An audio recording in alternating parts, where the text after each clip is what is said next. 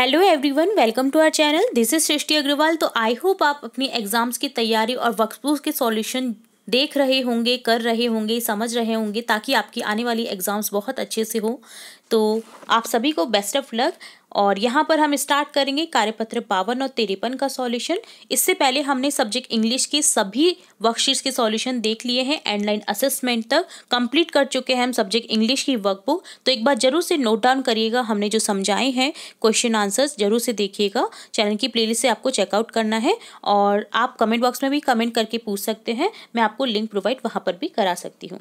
तो यहाँ हम देखेंगे कार्यपत्र 52, 52 एंड 53 का सॉल्यूशन। तो सबसे पहले हम देखेंगे वर्कशीट 52 कार्यपत्र 52। फर्स्ट क्वेश्चन है, विद्यालय में परेड में काम आने वाले ढोल को एक बार बजाएं। अब ढोल को जहां थाप दी उसे स्पर्श कीजिए, हाथ में कंपन होगा। आप इसे फॉलो कर सकते हैं एज इट इज, ऐसे आप प्रैक्टिकल भी कर सकते हैं अगर आपके पास में ढोल है तो। अब ढोल को तेज धीमी थाप देकर कंपन महसूस करें। वस्तु के बार बार इधर उधर गति करना कंपन कहलाता है। इस प्रकार की गति को क्या कहते हैं? दोलन गति। सेकंड है, ढोल में अधिक कंपन तेज थाप से उत्पन्न होते हैं। थाप से उत्पन्न प्रति सेकंड कंपनों की संख्या को क्या कहते हैं? आवृत्ति। आवृत्ति का मात्रक हर्ट्ज होता है। एक कंपन में लगी समय को आवर्तकाल कहते हैं। तो ये सभी परिभाषा थी, ठीक है। सेकंड है, चित्र में दो दोलनों को दर्शाया गया है। कंपनों की संख्या कितनी होगी? यदि इन कंपनों में 2 सेकंड लगते हैं तो आवृत्ति कितने कंपन प्रति सेकंड यानी हर्ट्ज होगी? तो कंपनों की संख्या 4 हो जाएगी, आवृत्ति हो जाएगी 2 हर्ट्ज। थर्ड क्वेश्चन है, चित्रानुसार एक सरल लोलक 1 सेकंड में 5 दोलन करे तो उसकी आवृत्ति होगी। तो देखिए, सरल दोलक अगर 1 सेकंड में 5 दोलन करता है यानी लेफ्ट टू राइट यानी तो कितना होगा आवृत्ति? 5 हर्ट्ज। चित्र में एक कण के दोलन को दर्शाया गया है। कण अपने साम्यावस्था से कितना अधिक विस्थापित हुआ? 2, ठीक है। तो ये डन होता है फोर्थ क्वेश्चन। अब देखेंगे फिफ्थ क्वेश्चन, रिक्त स्थानों की पूर्ति उचित शब्दों द्वारा करें। दोलन गति में किसी कण की साम्यावस्था से अधिक विस्थापन को क्या कहते हैं? आयाम कहते हैं। सरल लोलों के एक दोलन में यदि 10 सेकेंड लगते हैं तो उसका आवर्तकाल कितना हो जाएगा? 10 सेकेंड। सिक्स क्वेश्चन है, यदि एक दोलन में 1 सेकेंड लगता है तो चित्र देखकर निम्न का मान बताएं। आयाम 1 सेंटीमीटर। कंपनों की संख्या 4। देखिए, कंपन तो 4 बार हो रहे हैं। देखिए, तरंगे आपको 4 बार दिखाई दे रही है मुड़ी हुई।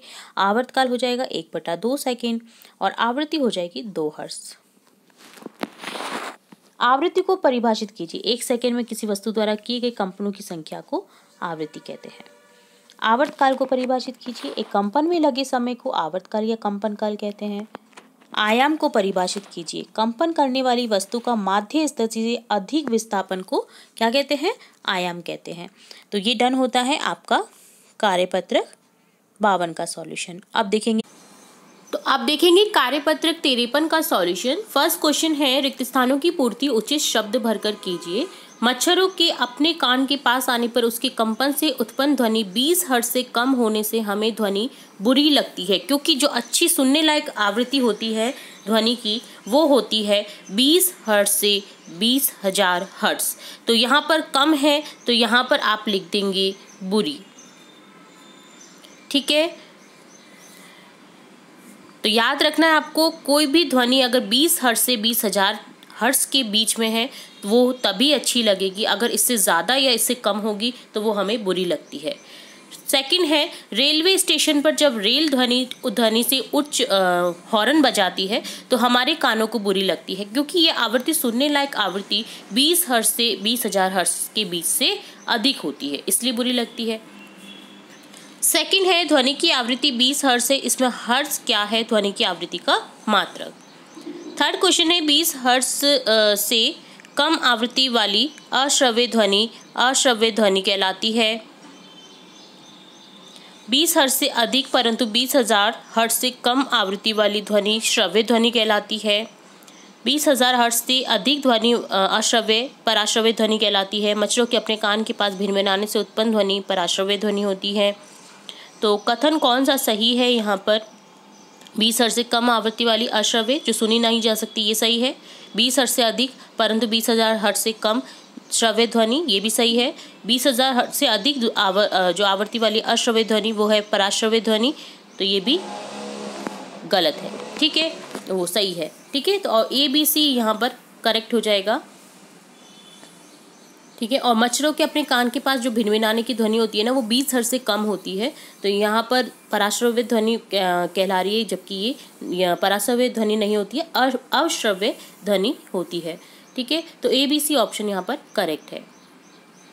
तो इस तरह से डन होता है आपका कार्यपत्रक 53 का सॉल्यूशन। तो यहाँ हमने देखा कार्यपत्रक 53 और 52 का सॉल्यूशन।